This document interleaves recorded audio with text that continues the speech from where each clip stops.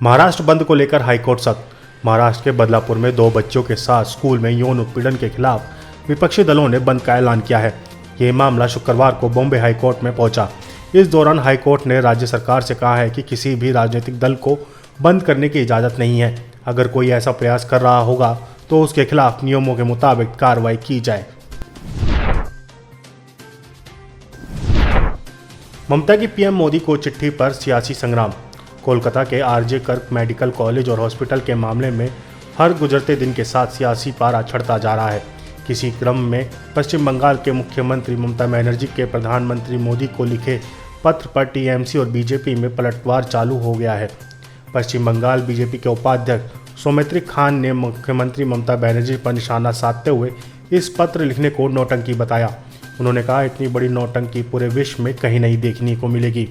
पश्चिम बंगाल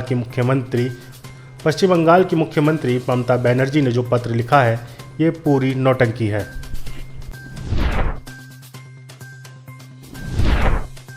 नेपाल में हादसे का शिकार हुई यूपी की बस। नेपाल के पोखरा से काठमांडू जा रही बस रास्ते में हादसे का शिकार हो गई। बस पहाड़ से खाई में फिसलकर नदी में गिर गई। हादसे में महाराष्ट्र के पांडुरंग यात्रा में सवार 14 पर्यटकों की मौत की खबर है। गोरखपुर के केसरवानी परिवहन की इस बस को पांडु यात्रा के लिए महाराष्ट्र के पर्यटकों ने प्रयागराज से बुक किया था। कुल 3 बसों को बुक किया गया था। हादसे के बाद नेपाल पुलिस और प्रशासन के साथ आम लोग भी रेस्क्यू ऑपरेशन में जुट गए हैं। इंडियन एम्बेसी के अधिकारी भी शेष यात्रियों को वापस भेजने के इंतजाम में जुटे हैं।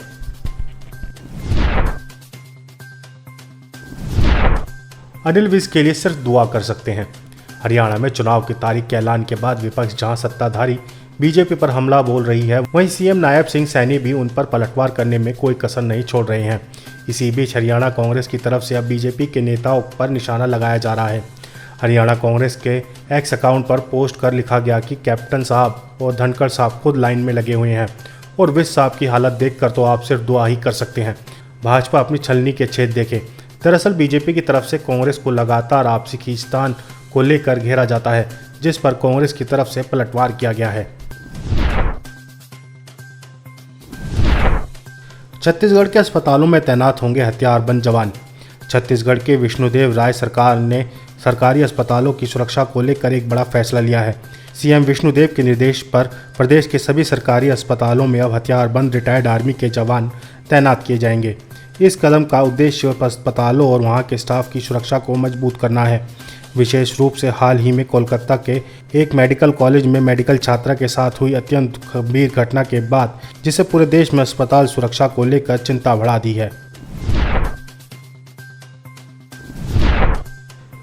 बीकानेर की शेरनी पर पुलिस का बड़ा एक्शन। राजस्थान के बीकानेर में अफीम के साथ रील बनाकर नशीले पदार्थ का प्रचार करने वाली 2 युवतियों को पुलिस ने गिरफ्तार किया है। पुलिस ने इन लड़कियों के पास से अफीम भी बरामद की। इंस्टाग्राम पर इन लड़कियों का वीडियो भी वायरल हो रहा है, जिस पर बीकानेर जिला पुलिस अधीक्षक तेजस्विनी गौतम ने संज्ञान लेते हुए अफीम का प्रचार करने के लिए दोनों युवतियों को गिरफ्तार करने का आदेश दिया। इसके साथ ही इन युवतियों पर एनडीपीसी एक्ट के तहत मामला भी दर्ज किया गया है। ठाणे में अज्ञात युवक का शव बरामद। महाराष्ट्र में ठाणे के खागड़ी में 30 वर्षीय एक अज्ञात व्यक्ति का शव बरामद हुआ है। शव की जानकारी मिलते ही स्थानीय दमकल कर्मी और पुलिस के अधिकारी मौके पर पहुंचे। शव को खाड़ी से बाहर निकालकर उसे पुलिस के हवाले कर दिया गया। फिलहाल पुणे के कासरा वार्डवली पुलिस ने शव को अपने कब्जे में लेकर पोस्टमार्टम के लिए भेज दिया है। पुलिस के मुताबिक एडीआर दर्ज कर दिया गया है और मामले की जाँच शुरू कर दी है। श्री कृष्ण जुड़े 4 तीर्थ स्थलों का होगा विकास। भगवान श्री कृष्ण के जन्मोत्सव की तैयारी जोर शोर से जारी है। 26 अगस्त सोमवार को जन्माष्टमी का त्यौहार धूमधाम और उत्साह से मनाया जाएगा। मुख्यमंत्री डॉक्टर मोहन यादव ने कहा है कि भगवान श्री कृष्ण से जुड़े 4 तीर्थ स्थलों का विकास किया जाएगा, जिसमें सादीपनी आश्रम, नारायणा धाम, जानपाव और अमझेरा है। मुख्यमंत्री ने कहा कि ये श्री कृष्ण के जीवन से जुड़े महत्वपूर्ण स्थल हैं। नीरज चोपड़ा ने एक बार फिर किया कमाल।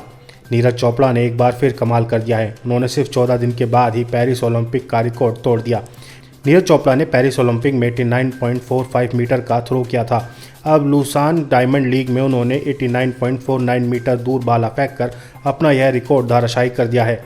लुसान डायमंड लीग में नीरज ने अपने सीज़न का बेस्ट थ्रो किया। हालांकि अपने इस बेस्ट थ्रो के बावजूद नीरज दूसरे नंबर पर रहे। ग्रेनाडा के एंडरसन पीटर्स पहले नंबर पर रहे। 19.61 मीटर दूर भाला फेंका। एंडरसन पीटर्स पेरिस ओलंपिक में तीसरे पायदान पर रहे थे और उन्हें ब्रॉन्ज मेडल मिला था। एयर इंडिया के खिलाफ डीजीसीए का एक्शन। सिविल एविएशन सेक्टर की रेगुलेटरी डीजीसीए ने नॉन क्वालिफाइड क्रू मेंबर्स के साथ फ्लाइट ऑपरेट करने के चलते टाटा समूह की एयर इंडिया के खिलाफ बड़ी कार्रवाई की है। डीजीसीए ने एयर इंडिया पर 90 लाख रुपए का जुर्माना ठोका है। इसके अलावा एयर इंडिया के डायरेक्ट ऑपरेशन पर 6 लाख रुपए और डायरेक्ट ट्रेनिंग पर भी 3 लाख रुपए की पेनल्टी लगाई है। रेगुलेटर इस फ्लाइट के पायलट को सख्त चेतावनी देते हुए कहा है कि भविष्य में ऐसी गलती कतई नहीं होनी चाहिए। बांग्लादेश ने बाढ़ के लिए भारत को ठहराया जिम्मेदार। बांग्लादेश के कुछ इलाकों में इस समय बाढ़ की स्थिति बनी हुई है। इसके लिए बांग्लादेश की अंतरिम सरकार ने भारत को जिम्मेदार ठहराया है। मोहम्मद यूनुस के नेतृत्व में बनी बांग्लादेश की अंतरिम सरकार ने दावा किया है कि भारत की वजह से ही उनके देश में बाढ़ आई है, क्योंकि त्रिपुरा में गोमती नदी पर बने बांध को फाटक खोल दिए गए हैं। उसके कारण ही बाढ़ जैसी स्थिति बनी है। हालांकि भारत ने बांग्लादेश के इस दावे को सिरे से खारिज कर दिया। भारतीय विदेश मंत्रालय का कहना है कि यह समस्या दोनों के लिए है। इस वजह से दोनों पक्षों को परेशानी होती है। इसका समाधान खोजने की जरूरत है। मंत्रालय ने कहा कि हमने देखा है कि बांग्लादेश के पूर्वी सीमा के जिलों में बाढ़ त्रिपुरा में नदी के बांध खोलने के कारण आई है, लेकिन ये तथाकथित रूप से सही नहीं है। भारत को लग सकता है झटका। कुख्यात चरमपंथी उपदेशक जाकिर नाइक के पीस टीवी का प्रसारण एक बार फिर बांग्लादेश में शुरू हो सकता है। इस बात की जानकारी खुद जाकिर नाइक ने साझा की है। उसने कहा है कि बांग्लादेश की अंतरिम सरकार से मंजूरी मिलते ही बांग्लादेश में फिर से पीस टीवी का प्रसारण शुरू हो जाएगा। जुलाई 2016 में ढाका में स्थित होली आर्टिसन बेकरी पर हुए आतंकी हमले के बाद पीस टीवी बांग्ला पर प्रसारण बंद कर दिया गया था, क्योंकि पकड़े गए आरोपियों में से एक ने कहा था कि वह जाकिर नाइक के उपदेशों से प्रेरित था। इस घटना के बाद भारत में भी जांच शुरू हुई, जिसके बाद दोनों देशों में पीस टीवी के प्रसारण को बंद कर दिया गया।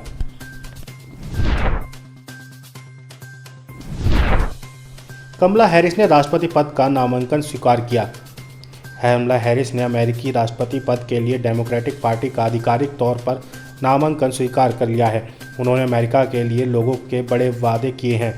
कमला हैरिस ने कहा है कि हमें मिलकर काम करना होगा। मैं सभी अमेरिकी नागरिकों से राष्ट्रपति बनने का वादा करती हूँ। मैं देश को जोड़ने वाली राष्ट्रपति बनूंगी। देश को आगे ले जाने के लिए आप मुझ पर भरोसा कर सकते हैं।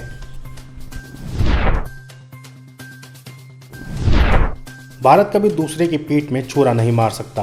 भारत के रक्षा मंत्री राजनाथ सिंह इस समय अमेरिका की 4 दिवसीय यात्रा पर हैं। वह वाशिंगटन में अमेरिका के रक्षा मंत्री लॉयड ऑस्टिन के साथ मीटिंग करेंगे, लेकिन इससे पहले उन्होंने वाशिंगटन में प्रवासी भारतीयों से मुलाकात की।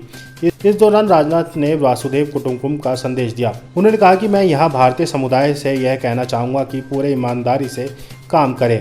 आपको भारत के प्रति समर्पित होना चाहिए। रक्षा मंत्री ने कहा कि छल कपट हमारे चरित्र में नहीं है। हम धोखा खा सकते हैं, लेकिन धोखा दे नहीं सकते।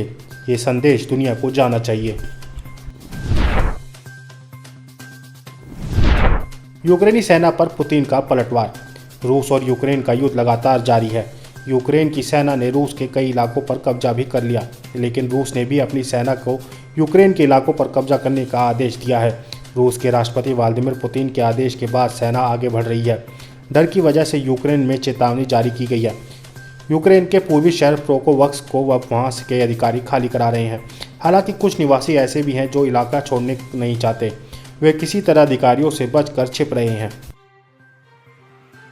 आप इस खबर के बारे में क्या सोचते हैं, हमें कमेंट सेक्शन में बताएं। साथ ही ब्रह्मास्त्र न्यूज को सब्सक्राइब और शेयर भी जरूर करें।